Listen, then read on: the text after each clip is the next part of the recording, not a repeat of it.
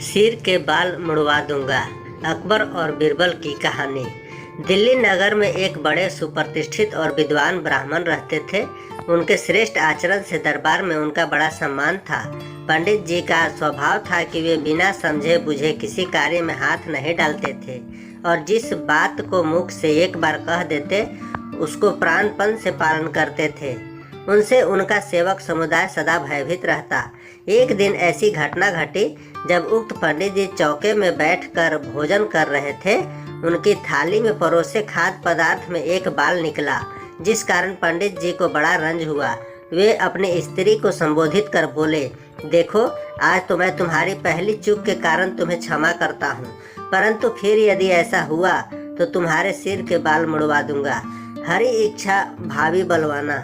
यद्यपि बेचारी स्त्री अपने स्वामी का जिद्दी स्वभाव समझकर बराबर भयभीत रहा करती थी और भोजन बनाने या परोसने के समय अपने बालों को खूब अच्छी से संभाल कर बांधे रहती थी, परंतु होनी को कौन रोक सकता है, वह तो होकर ही रहती है।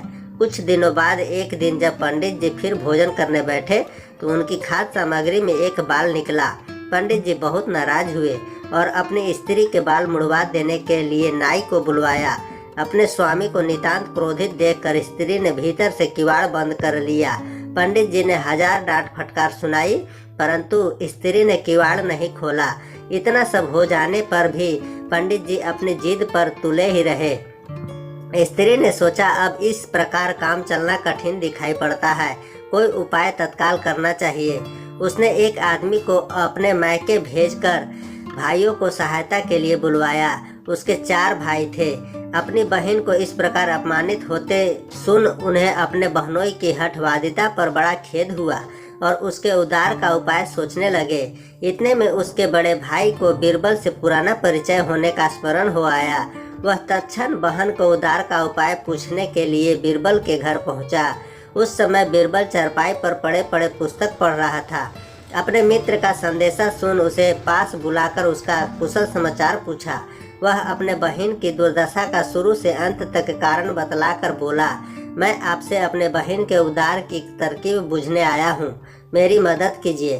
बीरबल बोला, तुम चारों भाई नंगे सिर होकर अपने बहनोई के पास इस ढंग से जाओ मानो कोई मर गया हो, तब तक मैं भी आ पहुँचता हूँ। उधर पंडित जी ने स्त्री के द्वार न खोलने पर क्रुद्ध होकर नौकरों से कहा, अभी बढ़ई को बुलाकर दरवाजे को तोड़ डालो। इसी बीच वे चारों भी नंग धड़ंग सिर खोले आ पहुँचे। इनके आने के थोड़ी देर पश्चात बीरबल भी सौदाह का सामान लिए हुए आया और पंडित जी के ऐन द्वार पर अर्थी बांधने लगा। उधर स्त्री के भाइयों ने पंडित जी को जबरन चारों तरफ से कपड़े से ढककर कफनियाना प्रारंभ किया। जब पंडित जी ने शोर मचाया तो वे क्रोधित होकर बोले, खबरदार, चुपचाप पड़े रहो, बिना पहले तुम्हें कफनियाए किसकी मजाल है जो मेरी बहन को हाथ लगाए। वे पंडित जी को बांधकर बीरबल के पास ले गए। इस नवीन कौतूहल को देखने के लिए वहां पर आदमियों की जमघट सी लगी रहती थी। अपने पड़ोसियों के सामने अपनी ऐसी दुर्गति देख पंडित जी का सिर लज्जा के बोझ से दब गया और अपनी रहाई के लिए चारों सालों से अनुनय विनय करने लगे। उसकी स्त्री समीप की कोठरी से सारी दुर्दशाएं देख रही थी। पति को भाइयों से गिड़गिड़ाते देख उसे दया आ गई और उसका पवित्र हृदय धर्म सागर में गोते मारने लगा। स्त्री ने कहा, चाहे जो हो, मैं पति की ऐसी दुर्दशा अपनी आंखों से नहीं देख सकती। वह मेरा देवता है, उसके कोप करने से मेरा सर्वनाश हो जाएगा। पति की हंसी कराकर कुलटाएं भले ही प्रसन्न हो सकती हैं, परंतु पति नारायण नहीं। वह कपाट खोलकर बाहर आई और अपने भाइयों से उसे छोड़ देने का आग्रह करने लगी। भाइयों को बहन के कहने पर अमल न करते देख बीरबल स्वयं उनसे क्षमा प्रार्थी हुआ और उसके पति को छोड़ देने की आज्ञा दी। पंडित जी छोड़ दिए गए। अंत में उन्हें अपनी हठ धार्मिकता पर बड़ा पश्चाताप हुआ। इस स्वांग से बीरबल का अभिप्राय था कि पति के जीवित रहते स्त्री का मुंडन नहीं हो सकता था। पहले पति मर ले तो स्त्री का मुंडन किया जाए। बीरबल पंडित जी को छुड़वाकर और उनकी स्त्री का कष्ट निवारण कर लौट गया।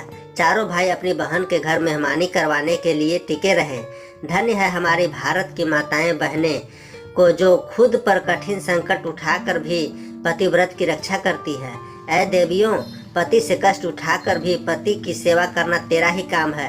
अपने पति को कष्ट में देख भला तुम कैसे सहन कर सकती हो। पति को ईश्वर तुल्य मानकर पूजन करने वाली संसार प्रसिद्ध एकमात्र भारत की माता ही है।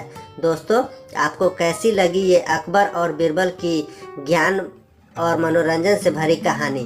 कमेंट करके ज़रूर बताइएगा और अपने दोस्तों और परिवारों के साथ शेयर करना न भूलें ताकि वे भी इस कहानी का आनंद ले सकें। धन्यवाद।